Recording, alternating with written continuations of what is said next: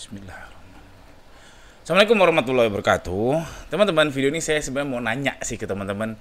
Endorse tuh efektif nggak sih? Jadi teman-teman yang di sini yang masih endorse dan efektif, tolong share di kolom komentar di bawah. Kalau saya ini mau share buat saya nggak efektif dan kenapa alasannya. Oke, tolong banget share karena saya masih penasaran. Sejujurnya udah nyerah, cuman masih penasaran sama yang berhasil main endorse, entah di Instagram, entah di TikTok. Ya pokoknya yang berhasil tuh kenapa sih alasannya dan apa tipsnya? Tolong dong share di bawah, oke?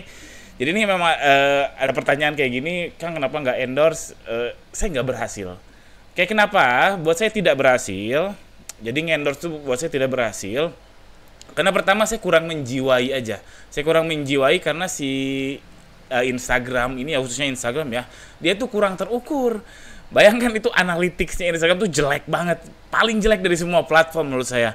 Kalau YouTube bisa di-download, bisa diolah dan sebagainya. Ini Shopee keren. Tokopedia lumayan, Lazada lumayan juga, tapi Instagram nggak bisa di-download, terus datanya terbatas dan sebagainya. Jadi saya kurang menjiwai, jadi kurang bisa ngukur saya.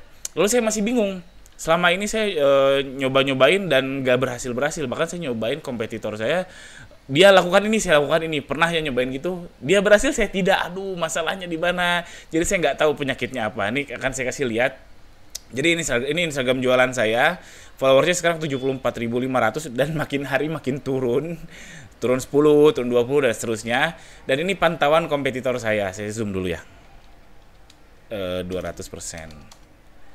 Nah, ini namanya saya hitemin ya, nggak enak juga. Jadi ada kompetitor saya yang dulu saya pantau itu di tahun 2020 followersnya masih di bawah kami, masih setengahnya kami. Sekarang followers dia udah 5 kali kami, sampai 400.000 followers. Dan Shopee-nya juga melejit luar biasa, udah ngalahin kami. Dan saya bingung masalahnya di mana, karena saya ketika ini hampir kebalap ya di tahun 2021-an, ini saya hide biar gampang aja.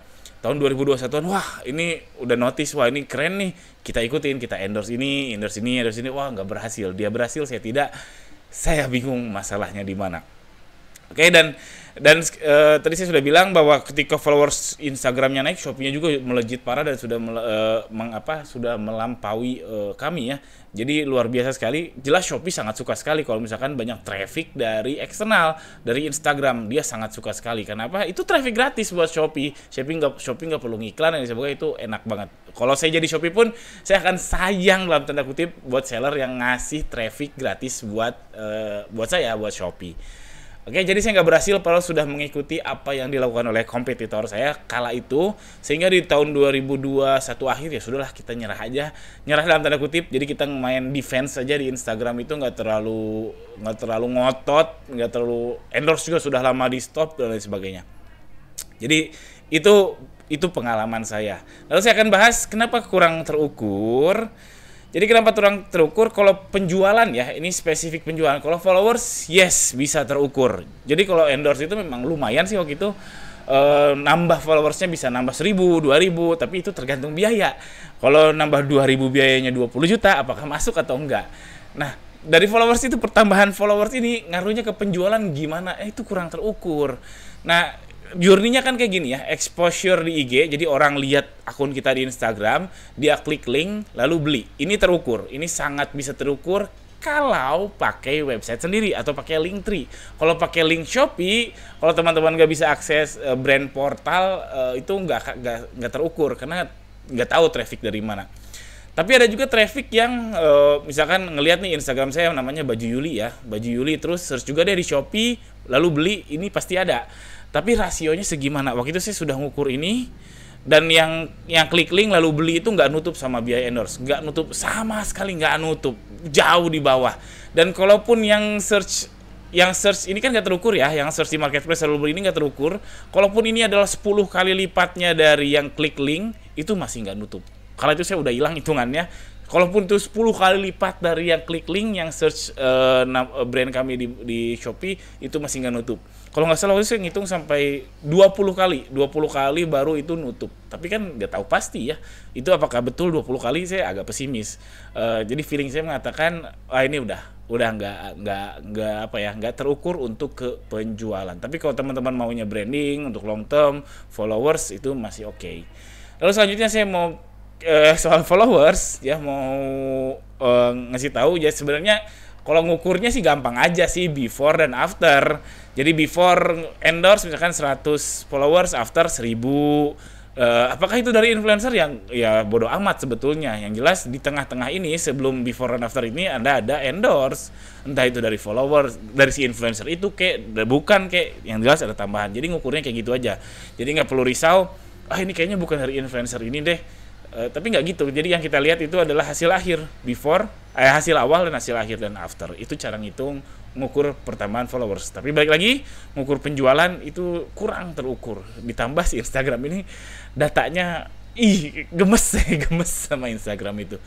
Oke, lalu saya mau bahas lagi soal biaya. Jadi pertimbangan saya lagi adalah biaya endorse ini mahal-mahal sih menurut saya. Jadi kalau seandainya kan biaya endorse kala itu diganti jadi Facebook Ads, dimana kalau optimasi saya pakai Facebook Ads itu bisa mencapai 500 per engagement. Jadi kalau saya punya posting, saya boost pakai iklan, per engagement itu Rp500, kurang lebih ya, plus minus. Jadi per engagement, entah itu komen, entah itu likes, entah itu komen, likes, share dan sebagainya. Itu Rp500 per engagement. Itu kalau pakai Facebook Ads. Tinggal bandingin aja.